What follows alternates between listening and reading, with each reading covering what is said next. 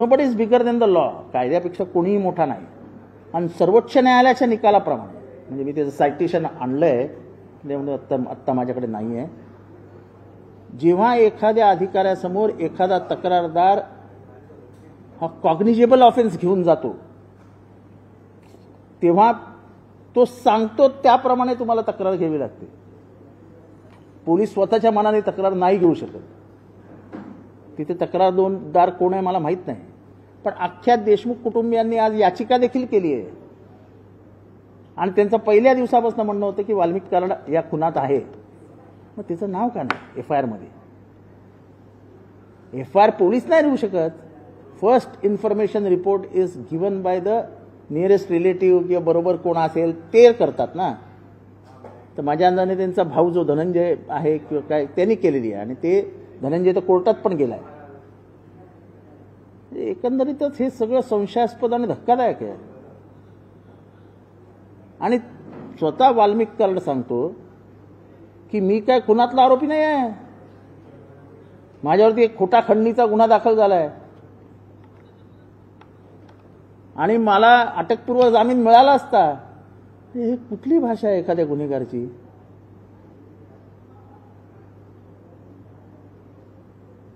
ह्याच्यातनं पूर्ण पोलिसांविषयी एक संशय मनात तयार झाला होता महाराष्ट्राच्या, की काय करतायत, कशी चौकशी पुढे जाईल.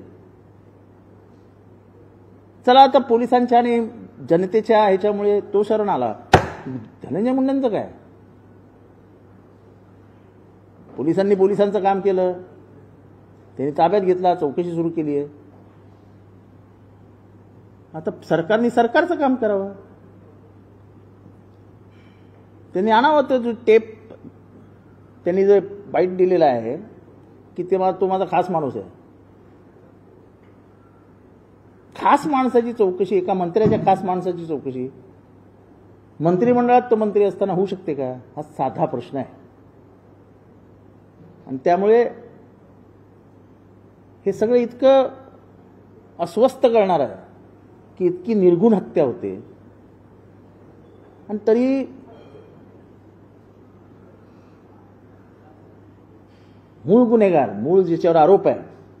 आणि मी साधी गोष्ट सकाळपासून आणि पूर्वीपासून सांगतोय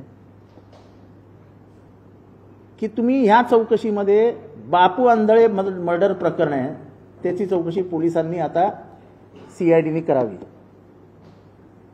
तुम्हाला पाहिजेत ना, माहिती पाहिजे ना तुम्हाला, मग CIDने बापू आंधळे प्रकरण ताब्यात घ्यावं. आणि बापू आंधळे प्रकरणात गोळी मारणारा कोण होता आणि त्याला गोळी मारायला सांगितली कोणी, आणि ही नावं द्यायला कोणी सांगितली बबन गीतेचं, ते त्या विचारावं. म्हणजे तुम्हाला लिंकच लागेल काय आहे. तिथे जो इन्स्पेक्टर होता महाजन, तो त्याचा केसला इन्स्पेक्टर आहे. त्या महाजन यांनी जेव्हा नावं लिहिली बापू आंधळे खून प्रकरणात, तेव्हा वाल्मिकी कराड त्यांचा दररोज उठणारा बसणारा चहाचा माणूस, त्यांचं नाव त्यांनी तिथे वाल्मिकी अण्णा लिहून ठेवलं, कराड नाही. फर्स्ट इन्फॉर्मेशन रिपोर्टमध्ये नावं देण्याची प्रयत्न करत होते कुटुंबीय, नावं घेतली नाहीत. बापू आंधळे सांगतो.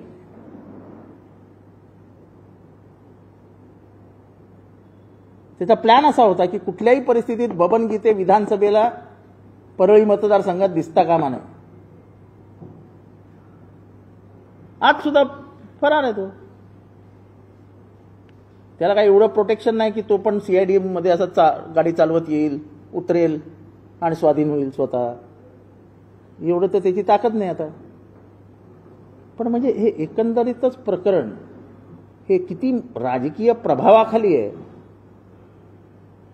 हे बघितल्यानंतर ह्याच्यातनं महाराष्ट्राच्या मनात शंका तर येईलच, पण एक धडकी बसेल की राज्यव्यवस्था कुठे चालली आहे.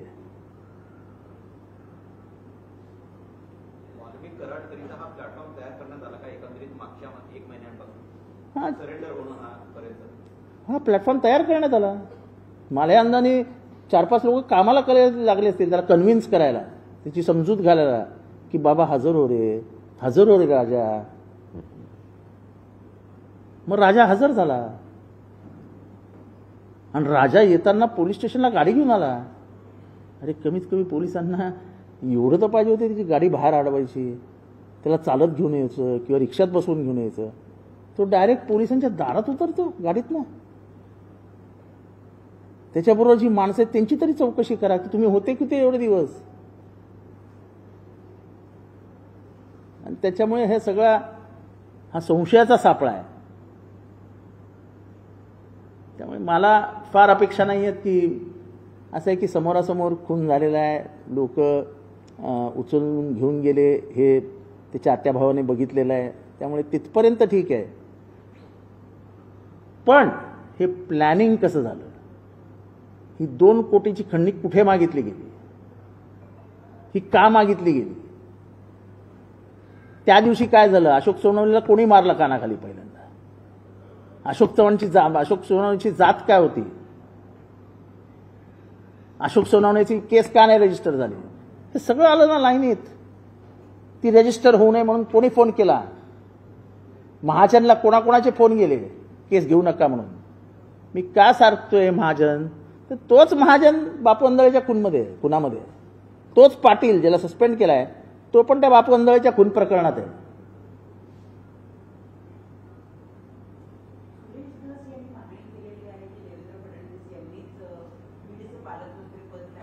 नाही असं आहे की ते त्यांच्या पक्षाचा आणि सरकारचा प्रश्न आहे.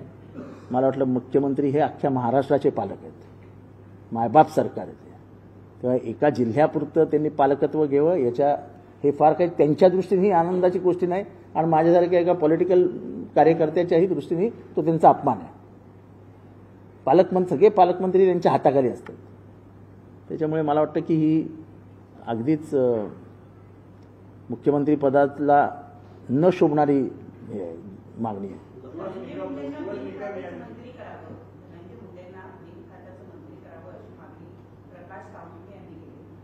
नाही नाही असं की त्यांना मंत्रीच का करावं, एवढे का घाबरतात प्रकाश साळुंखे, त्यांना मंत्री का ठेवावं. अहो तो कॅबिनेटमध्ये असणार ना ते. उद्या मंत्र्यांनी बंगल्यावर बोलवलं कलेक्टरला तर कलेक्टरला जावं लागतं प्रोटोकॉल प्रमाणे. उद्या जर ह्या खून प्रकरणात मला एक प्रकरण आठवतं, मी सांगू शकत नाही ते प्रकरण, पण एक चौकशी महाराष्ट्रात अशी होती की संबंधित ऑफिसरनी होम मिनिस्टरला ब्रीफिंग करणं सांगितलं, मी नाही करणार तुम्हाला ब्रीफिंग.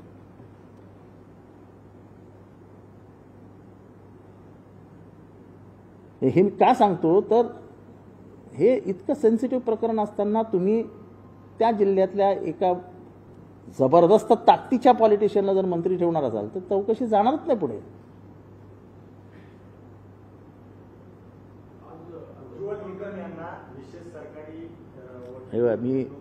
तुम्ही कोणालाही सरकारी वकील नाही मा, पण त्याच्यासाठी तुम्हाला देशमुख कुटुंबियांची मान्यता घ्यावी लागेल.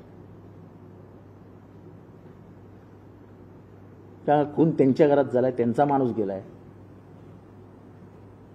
तेव्हा सरकारी वकील किंवा जो काय वकील आहे शेवटी तेच ठरवणार देशमुख कुटुंबीय कसं लढायचं आहे. आपण बाहेर त्यांना समर्थन देऊ शकतो पण त्यांना जाऊन आपण काय सांगू शकतो.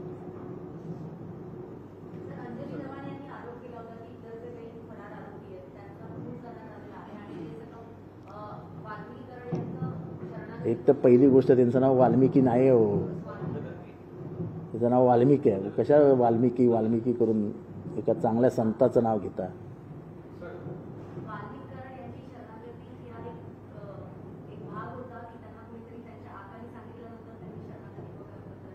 मी सांगितलं ना, तुम्ही ऐकलं, अरे राजा शरण हो रे, राजा राजा ये रे, असं ते गयावया करून आला असेल तो, कारण तो पण निर्ढावलेला आहे.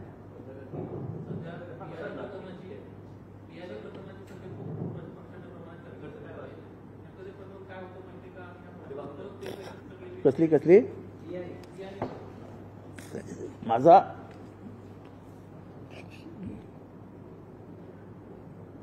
CIDला माझं हे विनंती आहे की अख्खीकडे सगळीकडे बहुचर्चित असलेले बियाणे प्रकरण पण तपासा ना. आता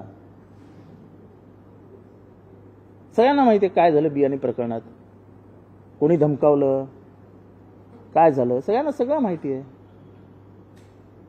महाराष्ट्रातले अनेक म्हणजे तुमच्यासारखे पत्रकार आहेत, ज्यांनी आपली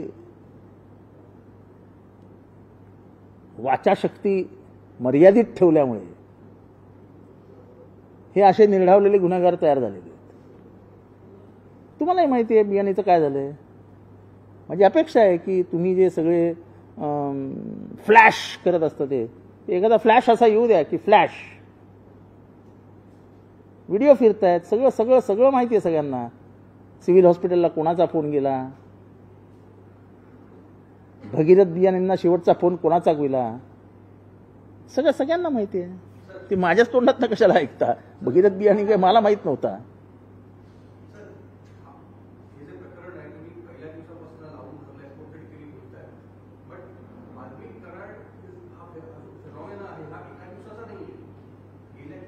अहो मी तर मागणीच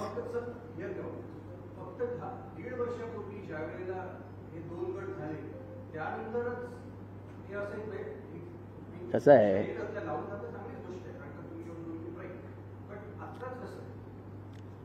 नाही ह्याच्या आधी सुद्धा बबन गीतेच्या ते जे बापू अंधळे मर्डर आहे ते मी आणि जयंत पाटलांनी लावून धरलं होतं.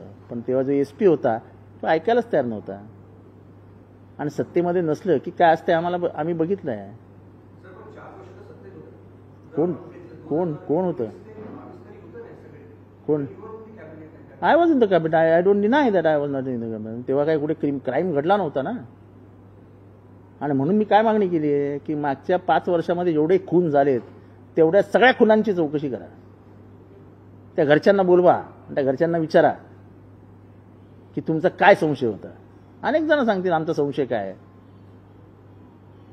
माझ्याकडे एका म्हाताऱ्या बापाचं पत्र आहे की माझ्या पोराला बुडवून मारलंय.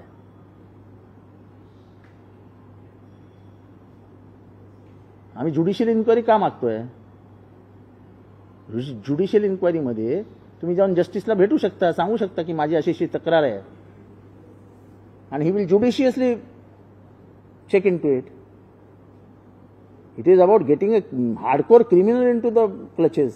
It is not about की तुम्ही का नाही केलं आणि मी का करतोय. अशातला काही भाग नाही. काय मी का किती वाजता केलं इज नॉट इम्पॉर्टंट, मी करतोय इज इम्पॉर्टंट. आणि हे तुमच्याकडनं अपेक्षा असताना तुम्ही काहीच करत नाही. त्याचं काय करायचं त्याचं पण एकदा उत्तर द्या.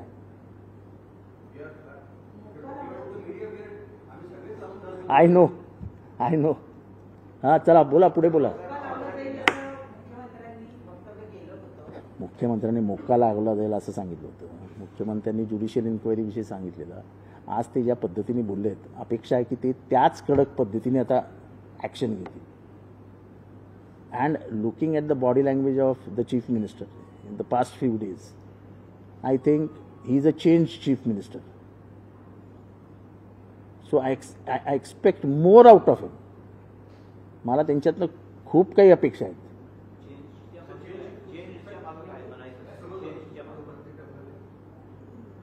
चेंज म्हणजे तुम्ही त्यांचं भाषणाची स्टाईल 2014 बघितली होती. ते असे पुढे झुकून बोलायचे. ज्यावेळेस भाषणाची स्टाईल बघितली तुम्ही, ते एकदाही पुढे आले नाहीत. शांतपणाने असे एका पोझिशनमध्ये उभे राहून भाषण करत होते.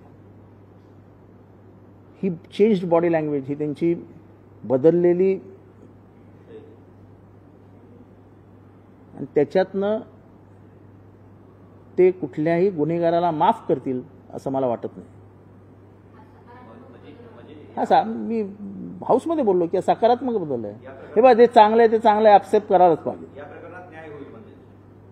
नाही आता न्याय होईल की नाही हे मी न्यायाधीश नाही, पण आम्हाला अपेक्षा आहे की ते न्याय करतील. कारण आत्ता सुद्धा ते जाताना बोलून गेले एकालाही सोडणार नाही. फक्त माझी मागणी त्याच्या आता पुढे आहे की स्वर्गीय संतोषाण्णा देशमुख ह्याबरोबरच स्वर्गीय परभणीचे आमचे सोमनाथ सूर्यवंशी यांना देखील न्याय मिळेल अशी आता या सरकारकडनं अपेक्षा करूया. की इथेही कुठे भेदभाव होता कामा नये. That is a institutional murder. This is a murder, criminal murder, but that is a institutional murder.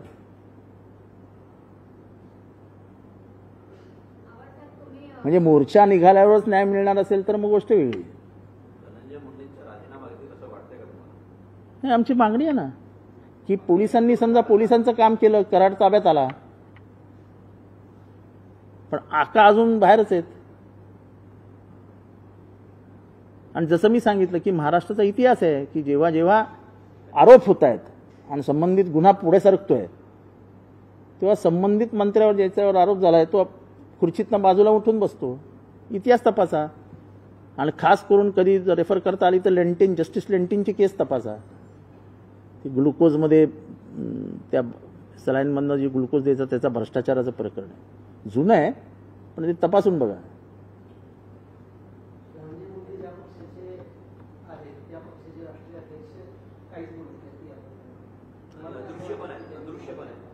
त्यांनी बोलायला पाहिजे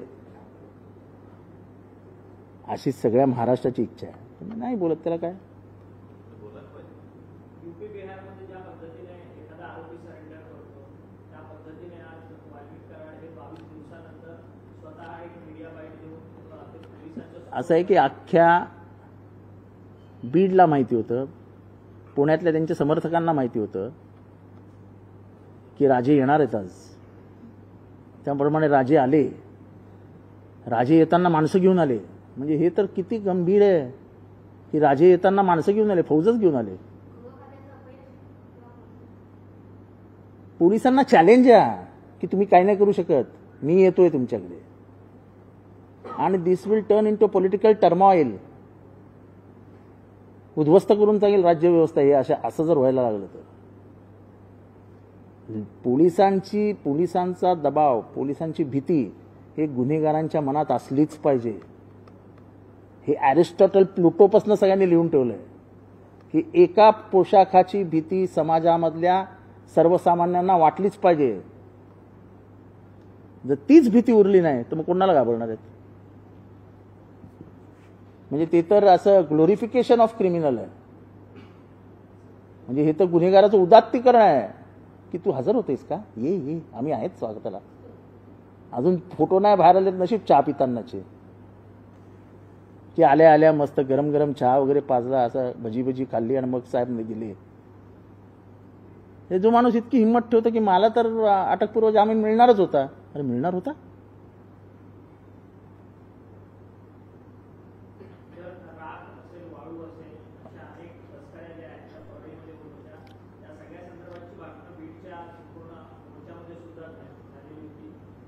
अख्ख्या बीडला माहिती आहे की राग कोण उचलतं.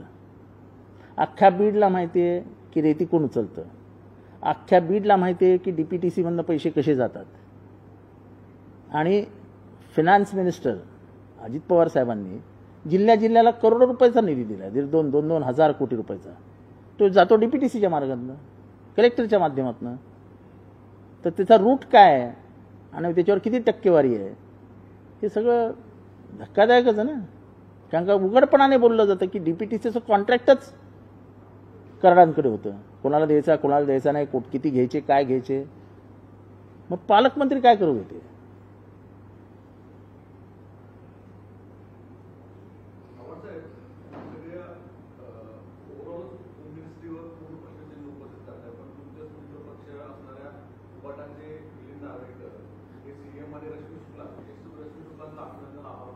नाही असं की CM, मी अजूनही सांगतो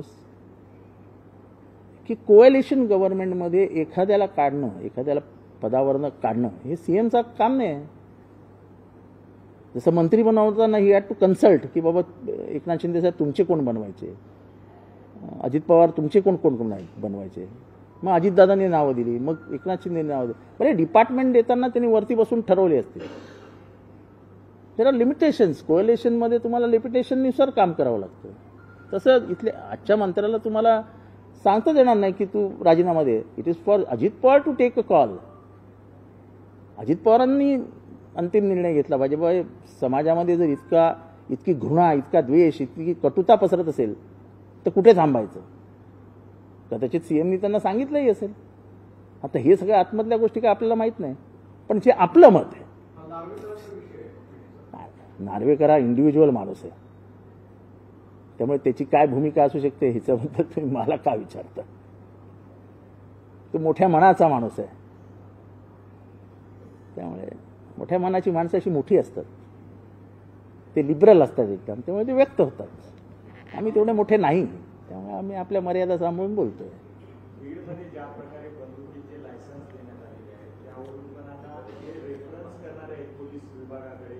नाही यांनी मागणी केली ना दिवशी सुरेश दसांनी की ज्या ज्या कलेक्टरनी फायनल सही केली आहे, कारण का बीड वगैरे ह्या जिल्ह्यांमध्ये लायसन्स देण्याचा अधिकार कलेक्टरला आहे, एसपीला नाही आहे.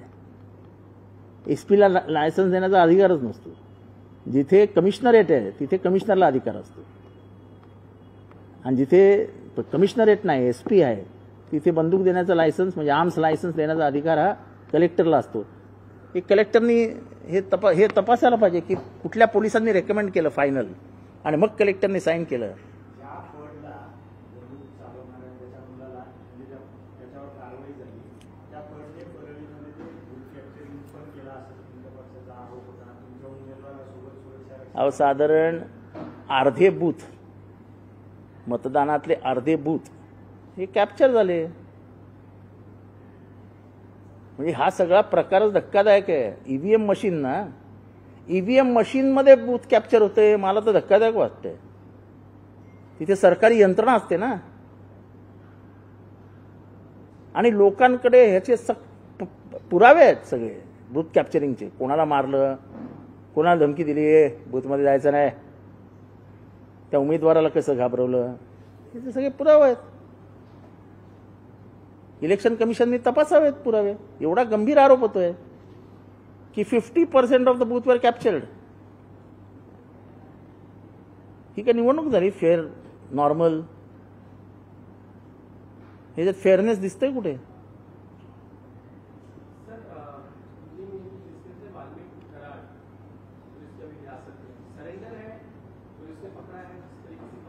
देखो ऐसा है कि इसको क्या कहेंगे, 60 साल में ऐसा एक भी उदाहरण नहीं है जो आदमी कार से गया पुलिस स्टेशन में, जिसके नाम से पुलिस 22 दिन चिल्ला रही है, पूरी महाराष्ट्र चिल्ला रही है, पूरा महाराष्ट्र शक के गुंजाइश में है, और तब वो जाता है, गाड़ी से जाता है, मैं आ रहा हूं कहता है, वीडियो डालता है कि मैं आ रहा हूं. यानी एक तरीके से वो एक चैलेंज था, तुम क्या पकड़ोगे मुझे, मैं आ रहा हूं. उसने करके दिखाया ना.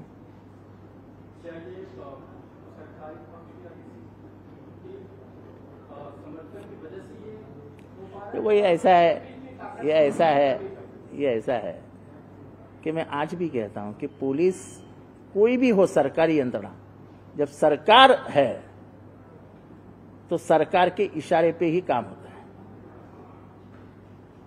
और इसलिए हम कह रहे हैं कि धनंजय मुंडे को मंत्रिमंडल में रखना यानी इस गुनाह, ये जो गुनाह हुआ है, ये जो क्राइम हुआ है, उसके ऊपर चद्दर डालने जैसा है.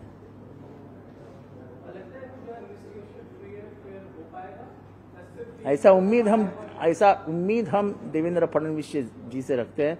जिस तरीके से आज अभी एक आधे घंटे पहले उन्होंने कहा मैं किसी को भी नहीं छोड़ूंगा, क्योंकि मैंने उनको याद दिलाया था कि ये बात ध्यान में रखना कि वो आदमी भले ही बीजेपी का कार्यकर्ता था, उससे मुझे कुछ लेना देना नहीं है. मैं कभी भी पार्टी पॉलिटिक्स ऐसी चीजों में नहीं लाता हूं, पर ये हमको सबको ध्यान में रखना चाहिए कि उसके 2 बच्चे अनाथ हो गए, गरीब है वो, उसकी बीबी का सिंदूर गायब हो गया. मैं महाराष्ट्र के और सभी लोगों से आपको भी पूछना चाहता हूं कि आपके बहन से अगर ऐसा बर्ताव होता तो आपके दिल में क्या होता?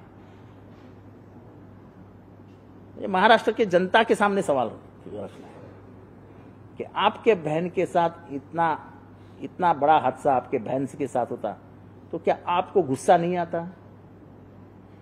तो हमको कोई बहन है कि नहीं है?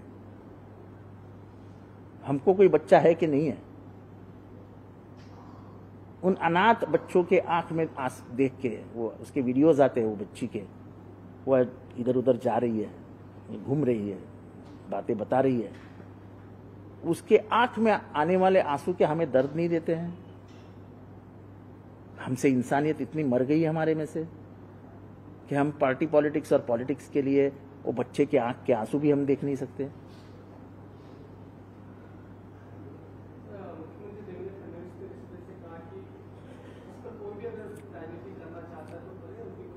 देखो ऐसा है, वो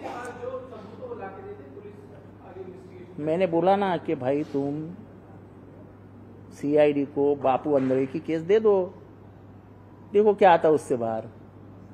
गोली किसने मारी, वो आदमी किसके साथ आया, जिसको तुम आरोपी बनाए हो 302 में, वो किधर था, सब सच सामने निकल आएगा, सब सच सामने निकल आएगा।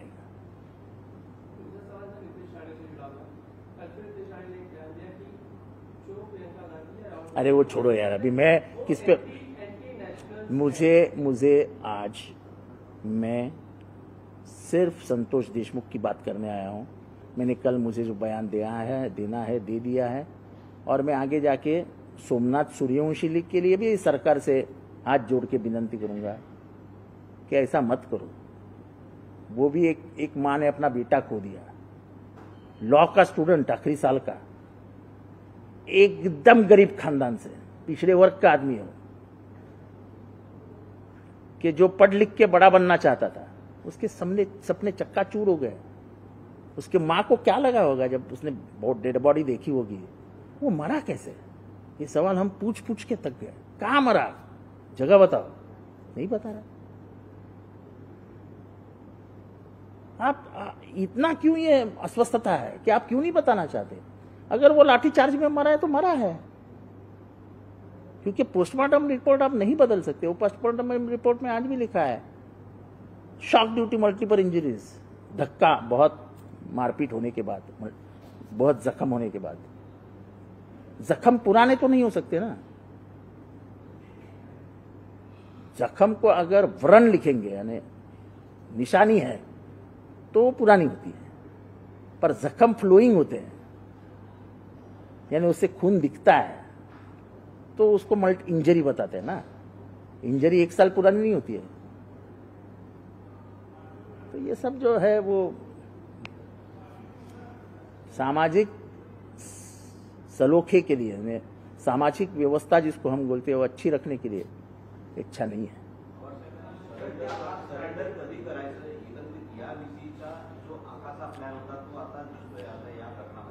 असं की सरेंडर हा शब्दच चुकीचा आहे। महाराष्ट्राच्या पोलिसांची लाज गेली की महाराष्ट्राचे पोलीस मला पकडू नाही शकत, मी गेलो।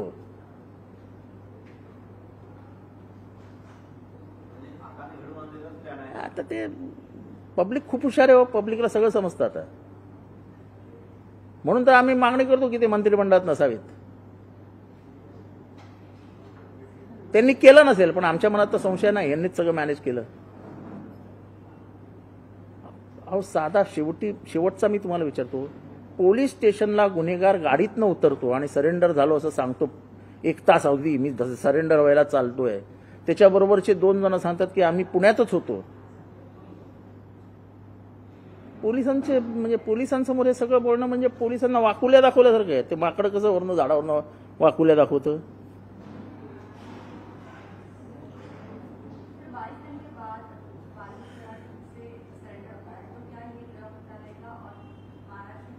महाराष्ट्र के पुलिस, ऐसा है कि महाराष्ट्र की पुलिस और सरकार ऐसे चीजों से बेइज्जत हो जाती है।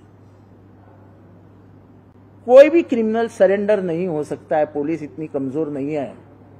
मैं आज भी जानता हूं कि क्रॉफर्ड मार्केट का जो क्राइम ऑफिस है, जो पुराने ऑफिसर्स वहां बैठते थे, उधर एक चीज लिखी गई थी कि यहां पत्थर भी बोलता है। इसका मतलब आप समझ लो क्या बोलना है। महाराष्ट्र सरकार की ऐसा है कि बंबई के किसी गैंगवार वाले को अगर बंबई क्राइम से फोन जाता था ना तो सिर्फ टट्टी करना बाकी रहता था। इतनी दहशत थी इतने बड़े गैंगस्टर्स के दिलों में बंबई पुलिस के बारे में। अगर पुलिस की दहशत ही चली गई तो फिर तो हर घंटे में एक मुर्दा पड़ेगा, कोई मतलब नहीं रहेगा।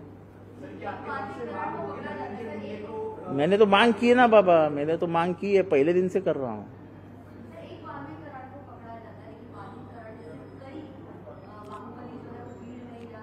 तो वही है ना, मैं इसलिए तो बोल रहा हूं जुडिशियल इंक्वायरी क्यों मांग रहे हैं हम, कि इसके एक खून का संबंध नहीं है, कहीं और ऐसे हादसे है, कहीं और ऐसे व्यापार है जिसमें से करोड़ों रुपए की धन संपत्ति जमा की गई है।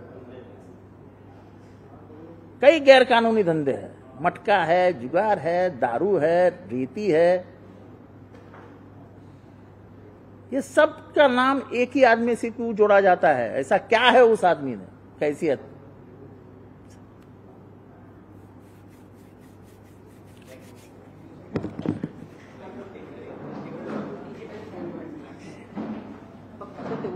आणि तुम्ही थोडक्यात बोललं तरी चालेल, काही प्रॉब्लेम नाही.